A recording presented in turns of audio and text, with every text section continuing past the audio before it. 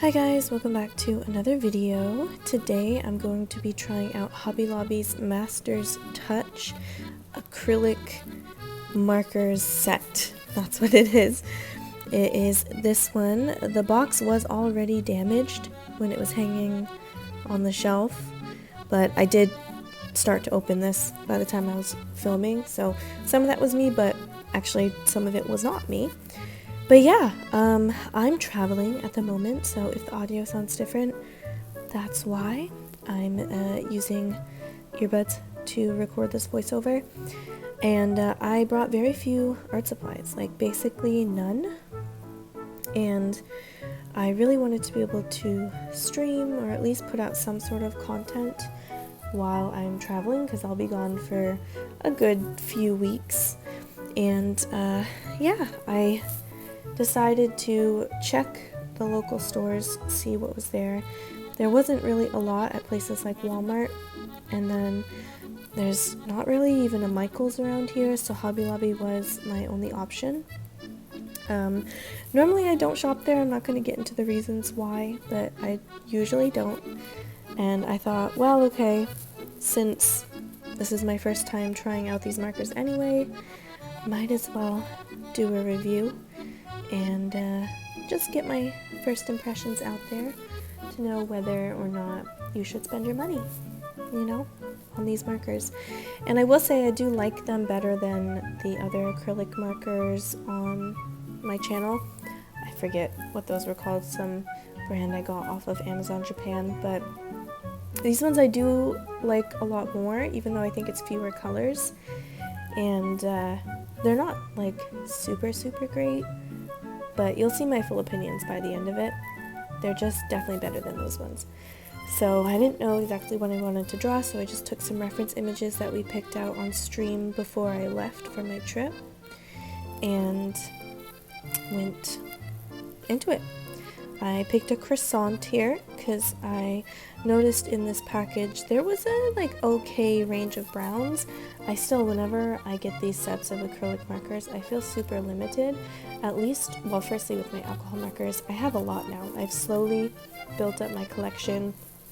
Like every Christmas for the last few years, I've asked for new sets, like the Ohuhu pastel set or the skin tone set and so on. So I've been able to build up my collection very gradually, and I have a lot of different colors, and it's easy to mix colors and blend them if I need to. I found with these acrylic markers and every other acrylic marker brand that I've tried, ones that I was gifted by family or ones that I bought myself, they're just not good for blending. And so I feel like my only option is to just get the biggest set possible, but they are really expensive. And I don't want to go for a big set if I'm not sure I'm gonna enjoy using them, if I don't know if they're good or not. So I went for this one because my mom said she'll give them to her students if I don't end up keeping them. I'm still not sure if I will. We'll see. But yeah, so far so good. I did notice these larger areas, it was pretty streaky, and as you can see, it does chew up the paper. These are water-based markers, so the acrylic, they call it acrylic ink, even though it's thicker than you would expect ink to be, but it's water-based, so it does dry permanent, but you know, once the water evaporates, but it does have water in it, which means if you're drawing in a sketchbook like this, it's gonna tear up the paper, just like any water-based marker would. In this case, I was tempted to buy some Bristol board, but I couldn't find any small enough pads at Hobby Lobby or at Walmart. And maybe Bristol board would perform a little bit better, I'm not sure. But that tends to accept a lot more liquid than the sketchbook, which is a mixed media sketchbook. So I wouldn't say it tore up the paper a whole lot more than other acrylic markers that I've used, though I do think, I wish I could remember the brand. I will see if I can find it, but the one that I reviewed already on my channel more recently, that was a little bit better when it came to chewing up the paper, I think, though I also did a slightly smaller illustration, so maybe that's why. The Artix ones definitely eat up the paper if you really go for it, and I do think they're similar, but actually the ones I used, I don't know if they reformulated since they repackaged them, but the Artix ones I used were, I think, more sheer than these ones. So the worst thing about this was just the color selection. I found it really difficult just because I couldn't blend. You can see me here trying to sort of get an in-between shade, but it was really difficult and it didn't actually blend, which for some styles is fine. This is definitely not my usual style. It's very, I would say, stylized, but it's cute. So for some people maybe that works really well for what I usually do. It doesn't really vibe with what I usually do, but we made it work. At this point I realized I needed some outlines, but I was finding it really hard to do super thin outlines. Maybe my hands are too shaky, or I don't know, but every time I pushed just a little bit, it just made it super thick.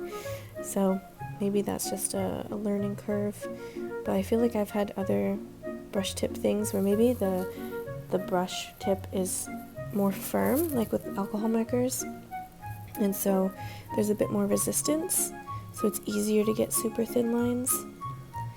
But maybe this is just how most acrylic markers, brush tip acrylic markers are. I'm not really sure.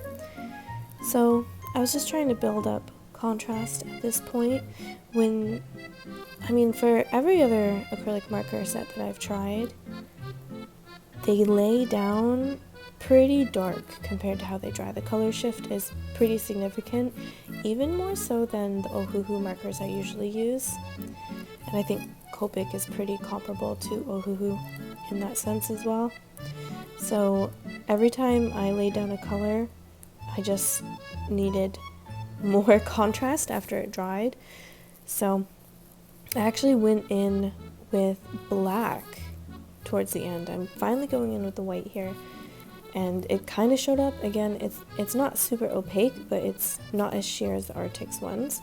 So actually I can see myself maybe asking, if my mother is going to take these, can I keep the white one? Because I think that would be really good actually over alcohol markers, but layered over the other acrylic markers, it wasn't like pure white, but you can see it pretty well, right? As long as it's over a darker color. When I layered it over like the beige, it didn't really show up that much. And compared to the reference photo, I did add fewer sesame seeds just because I didn't want to add a ton of sesame seeds and draw attention from the bread texture. But yeah, I just kept going back and forth towards the end trying to get more contrast, and there just wasn't a darker browny color than the darkest one I've used so far here. So I chose the black and just in some very small spots added some blacks just to add more depth. It looks really stylized. It doesn't look particularly realistic, but I think it did the job here. Here I'm adding shadows to the seeds, and this was where the softness of the brush tip really annoyed me, because I just couldn't get those thin lines. Every time I started off getting a thin line, it would just immediately just go super thick. So I did go back in with another color. This is probably why it's taking me so long to draw anything else. I was looking like, what do I even do?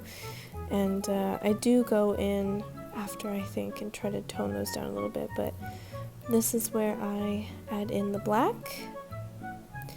See, just tiny little spots, just to, again, add more contrast, make it look a bit more 3D, especially towards the edges. And then I was like, okay, but there's some deeper spots, I think, on the bread itself, not just the shadow around the edges. And so I added a few lines or so in there, sort of like comic book style. That's what it reminded me of. And then I decided I was done. And this is what it looks like. Again, not particularly realistic, but that's what we got. Let me know what you think, if you've tried these before, and if you think you might try them in the future if you haven't. And thanks everyone for watching. I'll see you guys in the next one. Bye!